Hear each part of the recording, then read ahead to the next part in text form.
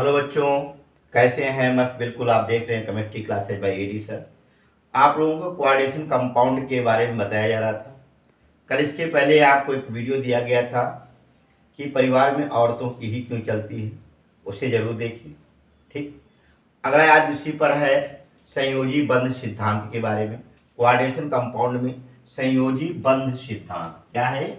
देखिए, संयोजी बंध सिद्धांत। देखिए, संयोजी बंध सिद्धांत है क्या? इसका प्रतिपादन पॉलिंग ने किया था। ध्यान देना, इसका प्रतिपादन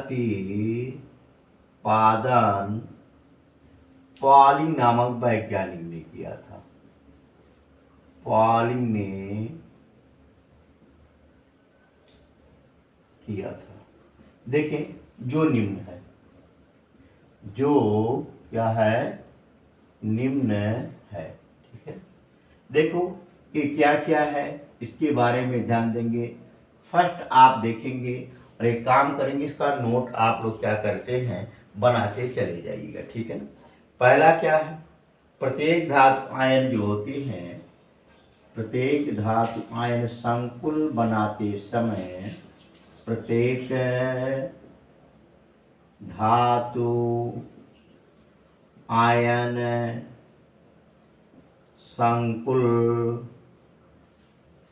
बनाते समय, प्रत्येक धातु आयन संकुल बनाते समय उपसहसंयोजक बंध बनाते हैं, है ना। क्या बनाते हैं? समय उप सह संयोजक बंध बनाते हैं। ध्यान दीजिएगा, है ना। जैसे आप देखोगे, बताया भी गया है। जैसे मान लो एक एग्जाम्पल थोड़ा सा ले लेता हूँ, NaCl का होल 4, है ना, पर -2 चार्ज। यहाँ पर देखोगे कैसे बनाएंगे, किस प्रकार से बनेंगे। Na ये चारों तरफ Cl से क्या होता है, जुड़ा होता है। एक चीज देखेंगे, यहाँ भी Cl और ये क्या है आपका, ये भी Cl। ये सभी के सभी क्या है, कोऑर्डिनेशन बॉन्ड आपके बने हुए हैं। ठीक है ना, ये चीज ध्यान देंगे। ठीक आया। नंबर 2 क्या है, दूसरे पर आप देखेंगे। मैंने पहला बताया, प्रत्येक धातु आयन जो होते हैं संकुल बनाते समय उपसहसंयोजक बंध द्वारा क्या होते हैं, जुड़ते हैं। ठीक है ना, आया। अब इस बंध में क्या होता है, धातु आयन इलेक्ट्रॉन युग्मग्राही की तरह व्यवहार करता है और जो लिगेंड होते हैं यह इलेक्ट्रॉन दाता की तरह व्यवहार करते हैं। ठीक है ना, आप देख रहे हो ये इलेक्ट्रॉन ग्राही है और ये क्या है, इलेक्ट्रॉन दाता है। ठीक है ना, एकदम आया। देखिए, आप दूसरा नियम क्या है इस, दूसरा नियम क्या है, जो ये बंध आपका बना हुआ है ना, इस बंध के निर्माण में, ठीक है ना, क्या लिखोगे, इस बंध के निर्माण में धातु आयन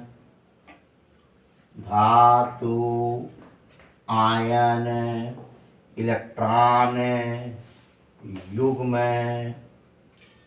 ग्राही की तरह क्या करते हैं, व्यवहार करते हैं। ठीक है ना, क्या बोला, देखिए आप देखिए, ये जैसे निकल है ना, इलेक्ट्रॉन ग्राही की तरह व्यवहार कर रहा है कि नहीं कर रहा है, कर रहा है ना, है? अब देखेंगे इसके लिए क्या करते हैं, इसके लिए, है ना, रिक्त कक्षक की व्यवस्था करते हैं। रिक्त कक्षक की व्यवस्था धातु आयन करता है, धातु आयन करता है। ठीक, समझ में आया, क्लियर हुआ। अब देखेंगे इसमें तीसरा क्या है, देखो एक कितना रिक्त कक्षक, जितने लीजेंड होंगे उतने रिक्त कक्षक की व्यवस्था करना पड़ेगा। जैसे आपके यहाँ कोई आता है, कोई मेहमान आएगा, तो आप क्या करोगे, जितने जोड़े आएंगे, है ना, उतने आपको बेड की व्यवस्था करनी पड़ेगी। उसी तरीके से केंद्रीय धातु आयन भी है, जितने लिगेंड आएंगे उतने वैकेंट ऑर्बिटल की व्यवस्था करनी पड़ेगी, ठीक है ना। अब देखेंगे तीसरा नियम क्या है। तीसरे नियम पे देखेंगे, धातु आयन द्वारा क्या है, धातु आयन द्वारा है, धातु आयन द्वारा उपलब्ध कराए गए कक्षकों की संख्या, है ना, धातु आयन द्वारा उपलब्ध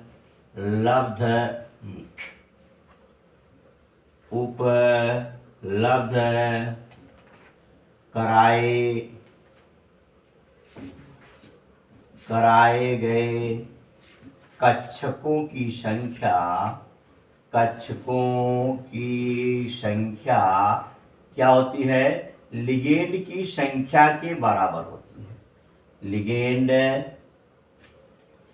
लिगेंड की संख्या के बराबर होती है, संख्या के बराबर होती है ना। अभी आपको बताया मैंने कि जितने जोड़े आपके पास आएंगे उतने बिस्तर की, उतने क्या ना बेड की व्यवस्था करनी पड़ेगी, उतने कमरे की व्यवस्था करनी पड़ेगी। तो वही हाल यहाँ भी होता है, जब भी आते हैं इलेक्ट्रॉन यू के रूप में आते हैं, तो जितने जोड़े होंगे उतने क्या करेंगे, कमरे की व्यवस्था करनी पड़ेगी। जैसे यहाँ पर 4 लिगेंड है तो 4 इन्हें कक्षकों की व्यवस्था करनी पड़ेगी, ठीक है ना। वही चीजें लिख रहे हैं, ठीक है ना। अगला देखेंगे, अगला क्या है, तीसरा और आपका है चौथा, ठीक है ना। ये जो होते हैं एक ऐसे कक्षक का यूज करते हैं, ठीक है ना। ये जो होते हैं धातु केवल संकरण के पश्चात ही रिक्त कक्षक उपलब्ध कराते हैं। ध्यान देना, किसके पश्चात, संकरण के पश्चात। ऐसा नहीं कि विदाउट जोड़ा वालों के लिए, हमेशा जोड़ा वालों के लिए, ठीक है ना। एक ही ध्यान देंगे, धातु आयन संकरण के पश्चात रिक्त कक्षक की उपलब्धता देते हैं, रिक्त कक्षक उपलब्ध कराते हैं, उपलब्ध कराते हैं। जैसे आप देखोगे कहीं कहीं आप लोग देखोगे, आप तो स्टूडेंट हैं, किराया मांगने जाते होंगे कमरे किराए पर, तो बहुत से लोग देते ही नहीं, कहते भैया जोड़ा चाहिए परिवार के, कहाँ से आप परिवार लाओगे, है ना। तो आप ये रखिएगा, यहाँ वही हाल होता है। ये बड़े एलिमेंट होते हैं, डी ऑर्बिटल होता है, ये जब भी यूज करने की कोशिश करते हैं, बड़े घरों में आप जाओगे तो वहाँ पर बच्चे स्टूडेंटों के लिए लार्ज बेशक बनवा दें, जहाँ केवल स्टूडेंट रहते हों, जहाँ अपना रहते हों, वहाँ फैमिली के अलावा बच्चों को किराया नहीं देते हैं। वही हाल हमारे डी एलिमेंटों का भी है। जितने ऑर्बिटल होंगे, है ना, जितने जोड़े आएंगे, जितने जोड़े आएंगे उतने कक्षक की व्यवस्था करेंगे, ठीक है ना। अगर अकेला इलेक्ट्रॉन चार्ज है विदाउट संकरित, है ना, तो उसके लिए कोई भी कक्षक की व्यवस्था नहीं होगी, सीधे मना ही कर दिया जाता है। आप देख रहे हो केमिस्ट्री में भी वही हाल हो रहा है, ठीक है ना। आप देखोगे चौथा पांचवा क्या होता है, सुनिए पांचवा क्या है। इसके लिए क्या करते हैं, धातु आयन जो है रिक्त कक्षक लिगेंड, है ना, इसमें क्या है, एकाकी इलेक्ट्रॉन युग्म, एकाकी इलेक्ट्रॉन युक्त कक्षकों के अतिव्यापित होते हैं। ध्यान देना, इसको रहने तो कुछ नहीं।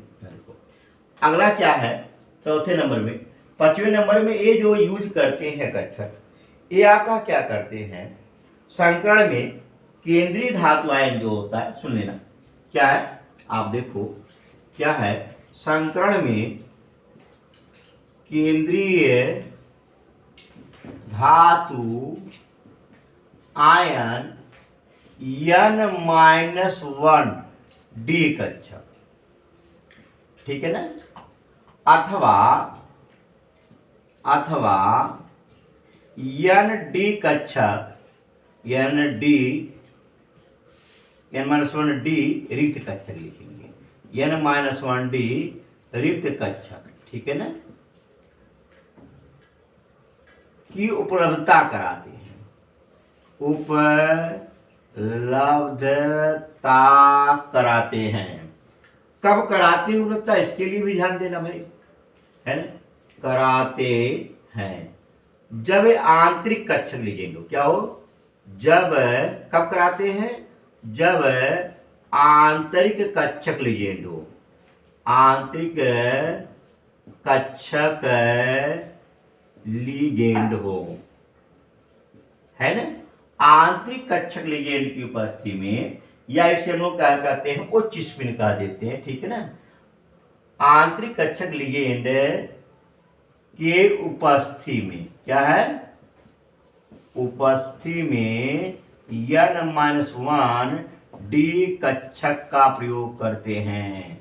कक्षक का अभी समझा रहा हूं भाई, प्रयोग करते हैं। जैसे कल मैं आंतरिक कक्षक और बाह्य कक्षक बताया भी था। देखो एक क्लोरीन क्या, ये तो बाह्य कक्षक होगा। क्यों बाह्य कक्षक होगा, रीजन क्या होता है, आपको मैंने ट्रिक बताया था। देखो भाई ये आंतरिक कक्षक नहीं होगा, लेकिन अगर यहीं पर मैं ये दे देता, देखो Na3 का होल 4 और यहाँ पर +2 चार्ज दे देता, अब ये आंतरिक कक्षक लिगेंड हो गया। ये क्या हो गया, बाह्य कक्षक लिगेंड। कैसे आप पता लगाओगे, सुन लेना भाई, ध्यान देना। एक आंतरिक कक्षक क्यों होगा, जैसे नाइट्रोजन पे मालूम है इलेक्ट्रॉन कितने होते हैं, 5 होते हैं। 1 2 3 4 5, 3 हाइड्रोजन से शेयर कर लिया, बना लिया, बॉन्ड बना लिया। एक लोन पेयर शेष बच गया, उठा करके निकिल को दे दिया। अब इसके पास कोई शेष बचेगा, कोई शेष नहीं बचेगा। अब जब तुम्हारे पास ताकतें नहीं रहेगी तो अंदर जाओगे बाहर जाओगे, उस अवस्था में अंदर जाना ही जाना है। इस नाते से अमोनिया क्या है, ये आंतरिक कक्षक लिगेंड होता है, ठीक है ना। ये दोनों के रूप में व्यवहार करता है, लेकिन यहाँ पर अमोनिया आंतरिक कक्षक लिगेंड के रूप में होता है, ठीक। अब क्लोरीन की बात होती है, Cl नेगेटिव की बात होती है। देखो Cl नेगेटिव में मालूम है क्लोरीन के आउटर मोड शेल में 7 इलेक्ट्रॉन होते हैं, एक माइनस के रूप में भी आ गया है। अगर एक काम करते हैं, 2 2 4 हो गया, अगर एक काम करते, ए लोन पेयर उठा करके निकिल को थमा दो, फिर भी शेष बचेगा कि नहीं बचेगा, शेष बचेगा, क्या होगी, अग्रसर होगी, आगे बढ़ोगे, उस अवस्था में ND कक्षक का यूज करोगे, ठीक है ना। अब यहाँ पर जो यूज हो रहा है सुनेना, ये कौन सा यूज कर रहा है, ये N-1D कक्षक का यूज करेगा, ठीक है ना। और ये जो क्या करेगा, ये आपका ND कक्षक का यूज करेगा, ठीक। अब सवाल होता है यहाँ पर देखिए, छठा नंबर क्या होता है, ठीक है। संकरण में देखिए, ये भी आपको लिखवा दे रहा हूं, देखो क्या है, संकरण में केंद्रीय धातु आयन, केंद्रीय धातु आयन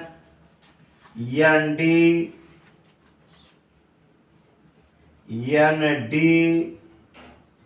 रिक्त कक्षक, है ना। बाह्य कक्षक लिगेंड की उपस्थिति में उपलब्ध कराता है, ऐसा लिखता हूं, है। बाह्य कक्षक लिगेंड के, देखो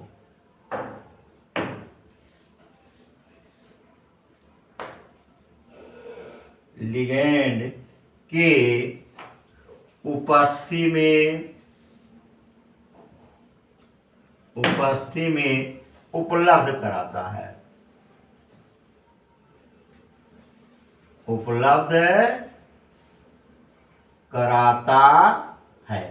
आप देखोगे यहां पर जैसे संकरण है, इसका हाइब्रिडाइजेशन 4 होगा, तो मैंने पहले बताया था। ये 4 संकरण में कौन होगा, पहला चीज देखो, अंदर के कक्षक का यूज करेगा, अर्थात N-1D को यूज करेगा, एक S को करेगा और 2 P को करेगा, ये ध्यान देना। यानी आपका इसका जो संकरण होगा वो संकरण क्या होगा, DsP2 होगा, है। यहाँ पर देखो आउटर सेल का यूज करेगा, यानी 4 कक्षों का यूज करेगा, ठीक है ना। कौन सा, एक S और 3 P होगा, यानी इसका जो हाइब्रिडाइजेशन होगा वह sp3 होगा। समझ में आया, क्लियर हुआ। और ये भी थोड़ा सा ध्यान देंगे, धातु आयनों के रिक्त संकरण जो होते हैं, यानी कि धातु आयन के रिक्त संकरण के कक्षक होते हैं, ये लिगेंड एकाकी इलेक्ट्रॉनिक कक्षकों के साथ अतिव्यापित होते हैं। मतलब क्या होता है, एकाकी इलेक्ट्रॉनिक के साथ ही अतिव्यापित होते हैं। कहां पर लिखें इसको, देखो छोड़ो, एकाकी इलेक्ट्रॉनिक मतलब ये जब भी आएंगे तो जोड़े के रूप में जाएंगे, ये ध्यान देना, जब भी जाएंगे ये किस रूप में जाएंगे, जोड़े के रूप में। जैसे आप देखो यहाँ पर एक बता दे रहा हूं, सुन लेना भाई। देखो एक छोटा सा एग्जाम्पल यहाँ पर जो दिखा हूं उसी पे बता दे रहा हूं, देखो सुने, देखेंगे, नोट्स बनाते रहेंगे, रोक रोक करके नोट्स बना लेंगे, ठीक है ना, बोर्ड के लिए इंपॉर्टेंट भी है।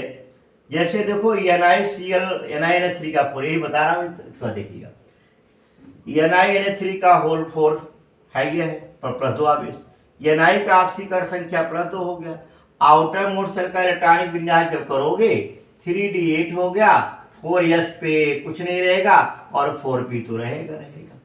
अब देखोगे यहाँ पर 1 2 3 5 यहाँ पर, और ये क्या है, 4s है, ये आपका क्या है, 4p है। आप एक चीज देखोगे, इसमें कितने इलेक्ट्रॉन, 1 2 3 4 5 6 7 8। अब देखो ये कौन सा कक्षक यूज कर रहा है, इसी के लिए ये ध्यान देना, ये आंतरिक कक्षक का यूज करेगा। इस जैसे आंतरिक कक्षक को यूज करेगा, ये इलेक्ट्रॉन को स्पिन करा देगा, और स्पिन करा करके कहाँ लाएगा, यहाँ लाएगा, इसी ने उसे उच्च स्पिन बोलते हैं, ठीक है ना। अब देखोगे एक कक्षक डिप्लॉप हो गया ये, और आपको एक कक्षक के और 2 कक्षक यहाँ पर एक, ठीक है ना, यानी ये आपका जो हाइब्रिडेशन हो गया, ये क्या हो गया, DsP2 हो गया। ये जब भी आएगा, मैंने क्या बोला, इलेक्ट्रॉन युग्म के रूप में, क्या है, इलेक्ट्रॉन युग्म ऐसे आएगा, देखो जोड़े के रूप में आएगा। किस रूप में आएगा, जोड़े के रूप में आएगा। बात कन्फर्म, क्लियर हुआ, बात समझ आया। तो इस तरीके से ये आपका संयोजी बंध सिद्धांत है, ठीक है ना। आप लोग काम करेंगे, नोट्स बनाते रहिए, वीडियो को देखते रहे, शेयर करें, सब्सक्राइब करें, सब्सक्राइब कराइए, जिससे प्रत्येक दिन आप अच्छे अच्छे वीडियो दिए जाए, नोट्स बना करके आप दे दें। नोट्स आप लोग बनाते रहिएगा, पढ़ते रहिए, मस्त रहिए। धन्यवाद।